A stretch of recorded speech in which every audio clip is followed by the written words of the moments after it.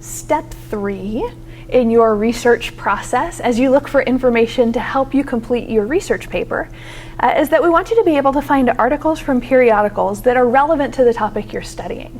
Now, there are several categories of periodicals, but essentially all of them are the kinds of publications that come out on a regular schedule and are intended to continue pretty much forever. So newspapers are probably the kind that you're most familiar with.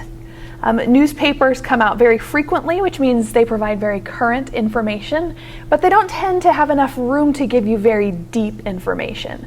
So as we look at the use of newspapers in terms of research papers, you really want to limit their use to the kinds of issues where current news is the most important thing on a particular detail of your topic.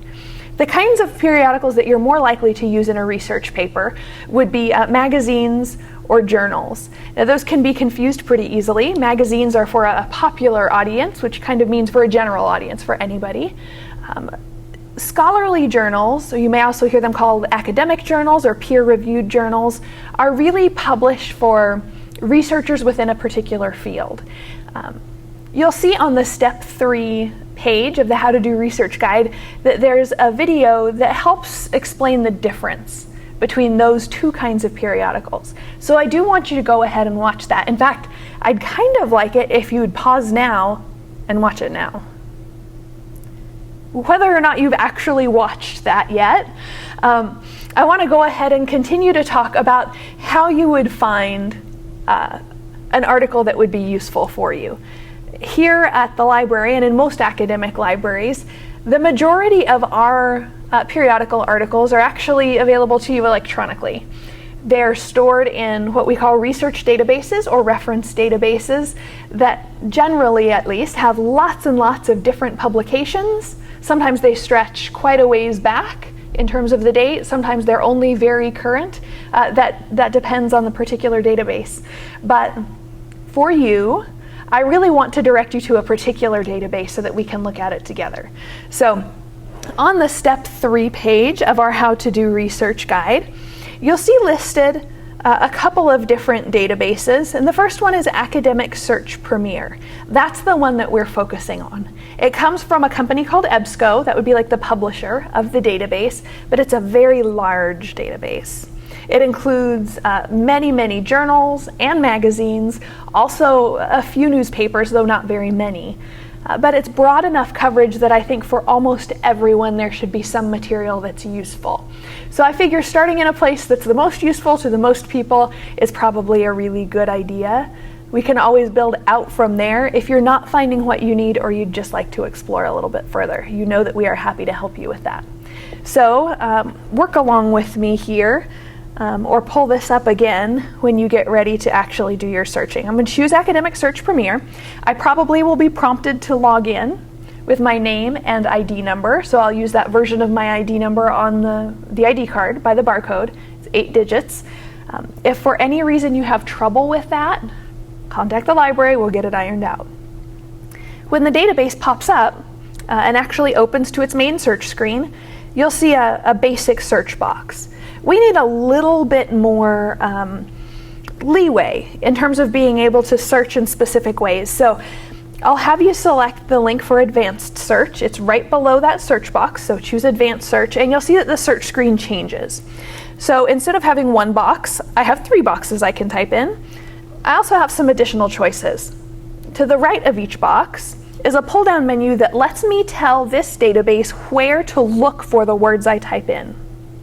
The default here that says select a field means it can look wherever it wants to. So it's going to search through absolutely every word of information it has about any particular article. If your search word comes up and it's a match, it'll go ahead and put that article in your list of results. You'll see at the left side of those search boxes is another pull-down menu, including 3 choices, and, or not. Back on the Step 3 page, you'll also see a video that talks a little bit about what we call Boolean searching. Those 3 terms are Boolean terms. So in the box that's titled What is Boolean Logic, I want you to go ahead and watch that zombie guide to Boolean operators. It gives you a sense of how the and, or, and not function within a search. It also uses Academic Search Premier, so it will look like this database that we're using and help get you up to speed. For my search, I want to look for information about gang violence in California. So I'm going to go ahead and put one of each of those words in each of the boxes. So the first box, I've put in gang, the second one violence, and the last one California. If I go ahead and search without having made any additional specifications, I get a fairly large list of results. Sometimes in this database, fairly large will be as many as 10,000 results or 100,000 results. So very large lists of results mean that you need to narrow your search down and get a little more specific. So in my case, I'm going to start getting more specific using the boxes at the top. So in the box that says gang, I'm going to veer here to the right, and under select a field, I'm changing that to abstract. Okay, so I want Academic Search Premier only to look in that one paragraph summary of my article to find that search term. I'm doing the same thing for violence. So I'll choose abstract there as well. Now I don't need the whole article to be about gang violence specifically in California. I'd just like to make sure that California is mentioned in there somewhere, so I won't make the same specification for California. I'll let that keep its default select a field option. When I run my search again, my list of results has gotten quite a bit smaller. It's not as small as I would like it, and it includes some things that aren't as useful to me at this point in my research. I only want scholarly journals right now. So in the left column, you see there's a column that says refine results at the top. If you look down just a couple of categories, there's a section that says limit to. I'm going to choose scholarly, and then it also refers to them as peer-reviewed journals. I'm going to check that box. That limits my list of results. I'm also going to use this little date slider to change the start date so that I'm only pulling more recent information. And with every specification I add, my list of results gets smaller, but it becomes more relevant. So that's very useful to me. Now you should have, if your list looks like mine, a couple of different kinds of results. I have some results that are followed by a series of links that say 1, 2, and 3. Those articles are not contained in their entirety within this database.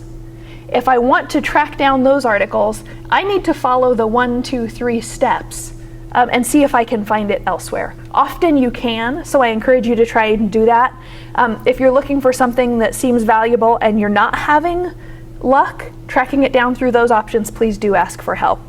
We can connect you with almost anything. So that's the first kind of result, the sort that has the 1, 2, 3 links right after it. The second kind of result I have includes a link right to either a PDF or an HTML version of the entirety of the article. So for those articles, you can select them either by their title or by the icon for the full text file, and the article should open up for you. When it does, over at the right-hand side of the screen, you'll see some icons that are very useful for you. You could print the article, email it to yourself. There is a folder icon there. Probably for a search like this, I'd recommend that you skip the folder and either save it, like download it and save it for yourself, or that you print it out or email it. The folder actually requires you to have an account with the database, which you can do, but people tend to forget to sign in and they lose their stuff. So skip the folder for now. I do want you to notice the icon right below that though. It's a little yellow page, and when you select that icon, the database creates a citation for you for the article that you've selected. It is a computer-generated citation, which means in most cases it will have at least a few little errors in it. Often those are capitalization, maybe the author's name isn't represented quite right for the particular style guide that you're using. So when it pops up those citation examples for you, I want you to consider them a starting point, and then make sure you use your style guide to correct anything that may be wrong with them. Hopefully, if you've gone through the same process I have, you've located an article that will be helpful for you. Certainly for the annotated bibliography assignment, I do want you to follow the search steps until you find an article in its entirety that you think is relevant to the research you're doing. I want you to be able to go ahead and use that as you put together your paper. As always, if you get stuck, ask for help, and we'll do everything we can to connect you with what you need.